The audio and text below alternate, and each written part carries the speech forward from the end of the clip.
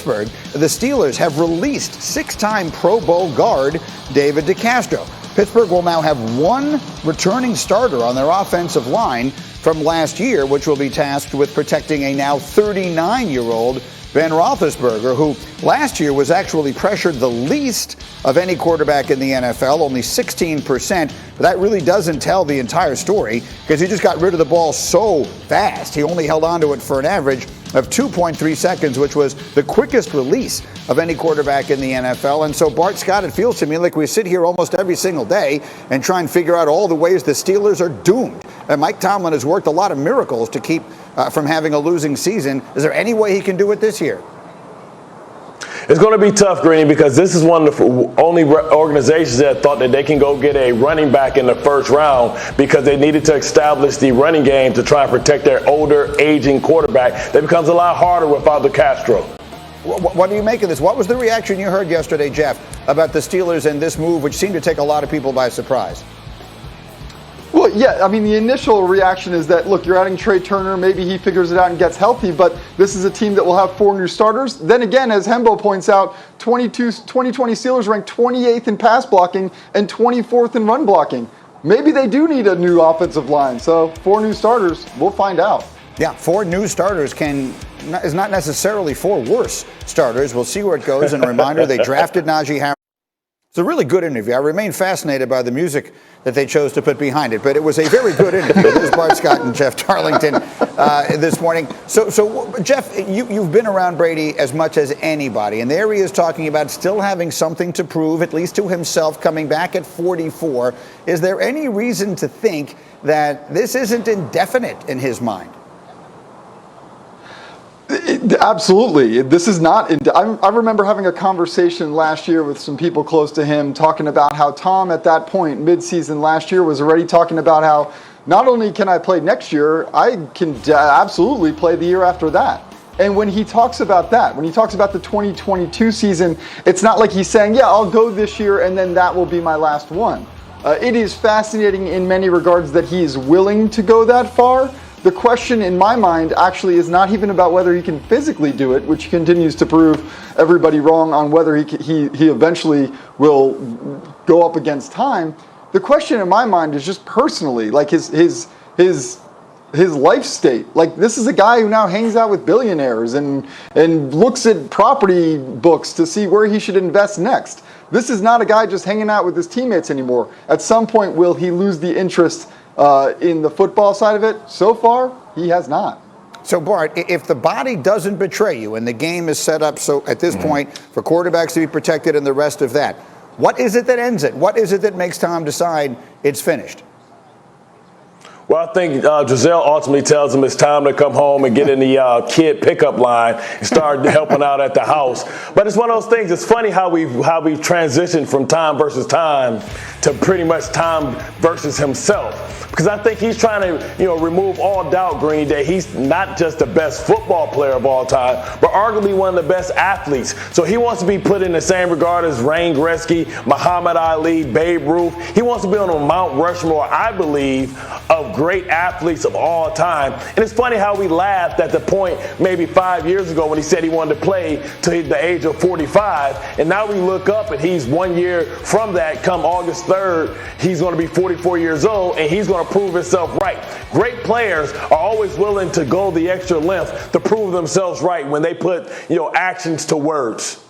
Absolutely. And look, as far as that Mount Rushmore in the history of American athletes, if he's not already on it, he's got to be awfully close. Mm-hmm. And Jeff, let's button it with just this interesting thought you had as far as where he has his life set up. What were you telling us about his schedule when his team has home games? Yeah, well, it's interesting. First of all, hey, a 1 o'clock game in Tampa means I'm in the pool in my backyard by 4:30 p.m. Like, he loves the lifestyle that he ultimately chose and found in Tampa. And that was part of it. Like, yes, he was pursuing more Super Bowls when he left New England. Yes, he loved the idea of adding to his legacy, but he also felt like he wanted a new challenge, a fun challenge in a new fun place. And he feels like he found that. He is living his best life while also still succeeding on the field. So, look, he's got a beautiful boat, a beautiful pool. He's enjoying life at this point while also piling up Lombardis. It's fascinating, and quite honestly, I don't personally want to see it end anytime soon. He has generally set himself up. Go ahead, Bart. Final thought. No, in that regard, you and Tom have a lot in common, Greeny. Now that you've come down to New York, and after you get off the show, after your lovely radio show, you get to cruise down in Seaport and people watch. Listen, That's I'm right. busy listening to Bart and Hahn on ESPN Radio. I know what you're talking about. I'm listening to you and stealing all your takes for the following day. In the meantime, I want to get to a take you had earlier today, and that was gets up early with us this morning. He's ready to go. Bart Scott, can't wait to hear from him. We've lost power at Damian Woody's house. We hope to have him soon. But there was plenty of power last night in Southern California. That's where it begins with the game of the night. Clippers, Suns, Game 3, Western Conference Finals. Chris Paul back. Would be better than ever. Missed the first 2 games of the series. But he and Devin Booker would both struggle from the field earlier. CP3 and Booker 0 for 9 in the first, 10 for 40 for the game. So they couldn't get it going. Paul George could. Watch him here. Working on Jay Crowder. Watch him here. With the dish. Oh, and it's Zubats throwing it down. He had 15. George and Paul exchanging some words. Clippers by 8. 1 second left in the third. Paul George for 3. Oh, and he puts it in. Paul George, 27 points, 15 rebounds. Clippers outscore the Suns by 13 in the third. Suns trying to make it a game in the fourth, down by 8. It's Booker. Again, quiet night. Hedges 15, but that one makes it a 6-point game. Just over 6 to go. Clippers up by 8. Reggie Jackson. That's a 3-run homer. 23 for Reggie on the night. Clippers back up by 11. He was feeling it. Under 2.5 to go. Clippers by 13. Let's put it away. Patrick Beverley from the corner. Steve Ballmer knows it. Kawhi Leonard knows it. The Clippers have life. 106-92. It's a 2-1 series now in favor of Phoenix. Clippers have started slowly in each of their playoff series. Again, this is the 3rd straight time they've been down love 2, but Patrick Beverley said that they call Ty Lue Bill Belichick because of all the adjustments that he makes. And from games 3 onward, LA is now 9-1, winning those games by an average of 12 points. So that brings up the question for these two, Tim Legler and PJ Carlesimo. Coach, I'll start with you. The Clippers have done it twice before. Are they about to do it to Phoenix? Who's in charge in this series right now?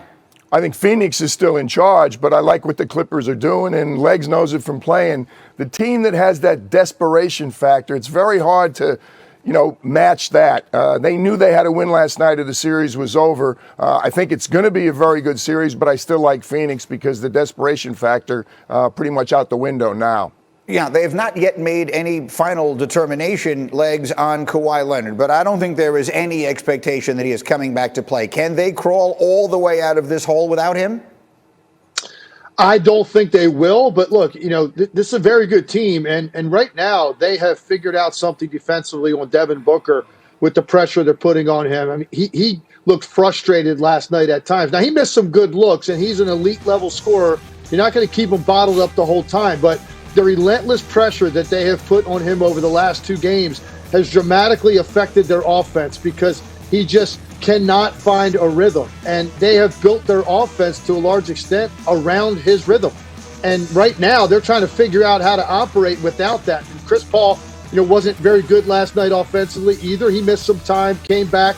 I expected him to be a little bit rusty. He also looked a little bit slow to me. I didn't like the pace they were playing at. I thought it played into the hands of a very physical Clippers defense against both of those guys. So I think it's a very complete team.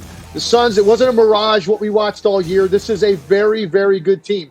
And I do think ultimately they will win this series, but there's no question now the Clippers have life, and Game 4, to me, is going to determine whether they actually can make this a real series and go 7 games. All right, so we'll wait and see what they're able to do with that one there. In the meantime, as that is 2-1 Phoenix in the West, and the East will continue tonight. There's another story percolating around the NBA that I wanted to get you guys' perspective on, and that is there's nothing better than when superstars are beefing with each other, and right now they're doing it very publicly. So let me set the story for you here if I can. Scottie Pippen making news in the release of a wide-ranging interview with GQ. In it, he talked about, among other things, the difference between LeBron James and Kevin Durant. He said KD can score